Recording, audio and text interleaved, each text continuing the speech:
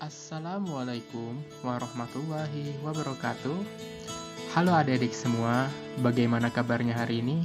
Semoga tetap sehat ya dan semangat dalam belajar hari ini. Baik, untuk materi pembelajaran kita hari ini adalah Badan Usaha Milik Swasta atau BUMS. Namun, sebelum kita masuk belajar tentang BUMS, mari kita simak ya tujuan pembelajaran hari ini.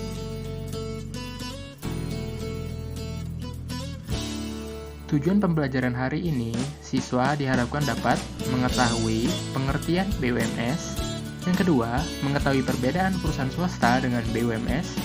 Yang ketiga, memahami peranan BUMS. Yang keempat, memahami bentuk-bentuk BUMS. Selanjutnya, siswa mengetahui kelebihan dan juga kelemahan pada BUMS. Dan yang keenam, siswa mengetahui jenis kegiatan usaha pada BUMS. Dan yang terakhir ada siswa mengetahui tahapan mendirikan usaha pada BUMS.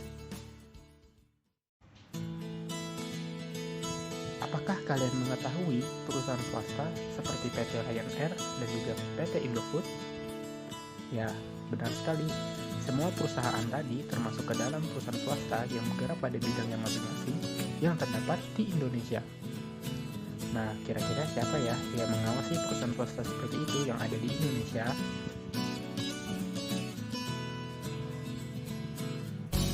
Ya, benar sekali. Jawabannya adalah BUMS atau Badan Usaha Milik Swasta, yaitu merupakan sebuah badan usaha yang sebagai namanya dimiliki oleh pihak swasta dengan tujuan mendapatkan keuntungan secara optimal dalam hal pengembangan usaha serta modalnya akan menciptakan lapangan kerja bagi masyarakat sekitar. Nah, berbicara mengenai BUMS dan juga perusahaan swasta, kira-kira apa ya perbedaannya? Ya, untuk perusahaan swasta, yaitu adalah perusahaan bisnis yang dimiliki oleh organisasi non-pemerintah atau sekelompok kecil pemegang saham yang tidak menawarkan atau memperdagangkan stok sahamnya ke perusahaan umum. Sedangkan BUMS adalah badan yang mengelola ataupun mengatur dan juga mengawasi perusahaan swasta yang ada di Indonesia yang dimodalkan oleh pihak swasta. Nah, kita akan masuk ke sesi materi berikutnya ya.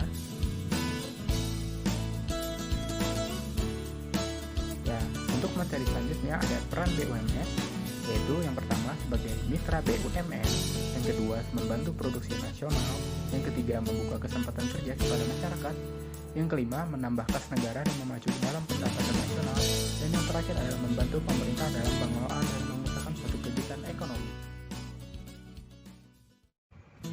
Baik, itu tadi adalah penjelasan mengenai tentang peranan BUMS. Selanjutnya, kita akan masuk ke materi berikutnya, yaitu adalah bentuk-bentuk BUMS. Yang pertama ada bentuk usaha perseorangan, yang kedua ada bentuk usaha firma, yang ketiga ada bentuk usaha persekutuan komanditer, dan yang keempat ada bentuk usaha perseroan terbatas. Untuk yang pertama adalah badan usaha perseorangan, yaitu merupakan badan suatu bentuk usaha yang didirikan oleh satu orang, modalnya pun juga dari satu orang yang sekaligus memimpin dan juga bertanggung jawab atas segala pekerjaan dengan tujuan untuk mendapatkan keuntungan, contohnya seperti bengkel dan juga penyewaan barang.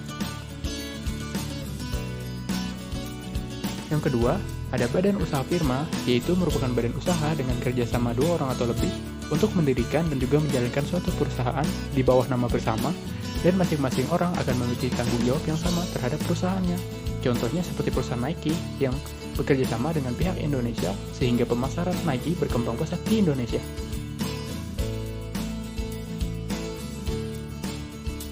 Yang ketiga adalah badan usaha persekutuan komanditer, yaitu merupakan badan usaha dengan kerjasama antara dua orang atau lebih untuk mendirikan dan juga menjalankan usaha, di mana orang yang bekerja sama mempunyai masing-masing porsi kerjanya, dengan yang orang pertama sebagai penyumbang modal dan orang yang kedua sebagai yang menjalankan perusahaan. Contohnya seperti CV Heri Jaya Utama yang menjual alat laboratorium dengan penyumbang modalnya yaitu Pak Heri, dan yang menjalankan usahanya adalah karyawannya.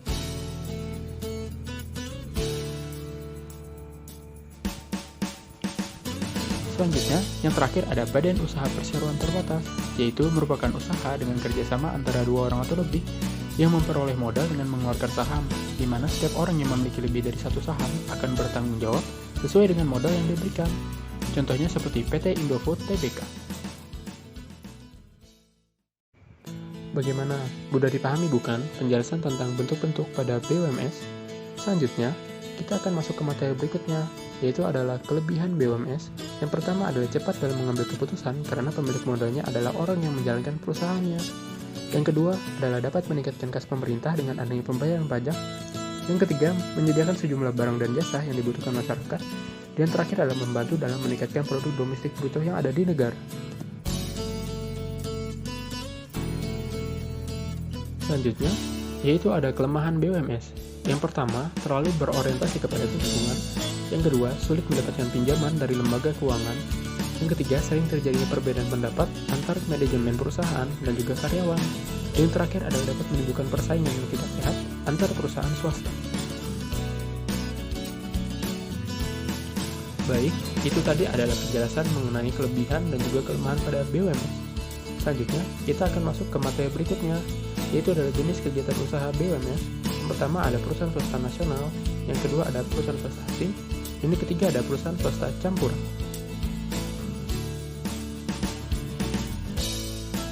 Untuk yang pertama adalah perusahaan swasta nasional, yaitu merupakan sebuah perusahaan yang modal usahanya berasal dari pihak masyarakat lokal dari dalam negeri.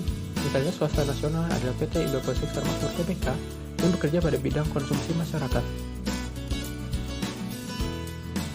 Dan kedua adalah perusahaan swasta asing, yaitu merupakan sebuah perusahaan yang modal usahanya berasal dari pihak masyarakat luar negeri, misalnya dari Jepang yang menanamkan modal serta implementasi perusahaannya di Indonesia.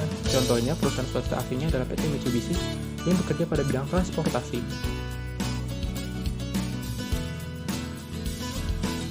Dan terakhir ada perusahaan swasta campuran, yaitu merupakan sebuah bentuk kolaborasi antara pihak pemerintah dan juga pihak swasta dalam kerjasama perusahaan. Contohnya seperti PT Bank Sentral Asia Tbk, yaitu kerjasama antara pemerintah dan juga pihak swasta dalam bidang keuangan. Baik, selanjutnya kita akan masuk ke materi terakhir, yaitu adalah tahapan mendirikan usaha dalam BUMS. Yang pertama adalah harus mengurus akta pendirian perusahaan terlebih dahulu. Dan kedua adalah mengurus surat domisili perusahaan ke kelurahan ataupun ke kecamatan terdekat. Yang ketiga adalah mendaftar wajib pajak untuk perusahaan agar mendapatkan NPWP. Dan yang keempat adalah mendaftar ke pengadilan tentang nama perusahaan yang kita dirikan. Dan yang kelima adalah mengurus surat izin perdagangan ke Dinas Perdagangan. Dan yang keenam adalah mengurus tanda daftar perusahaan ke Pemkot ataupun Pemprov tempat perusahaan kita berdiri. Bagaimana pembelajaran kita hari ini? Menarik sekali bukan?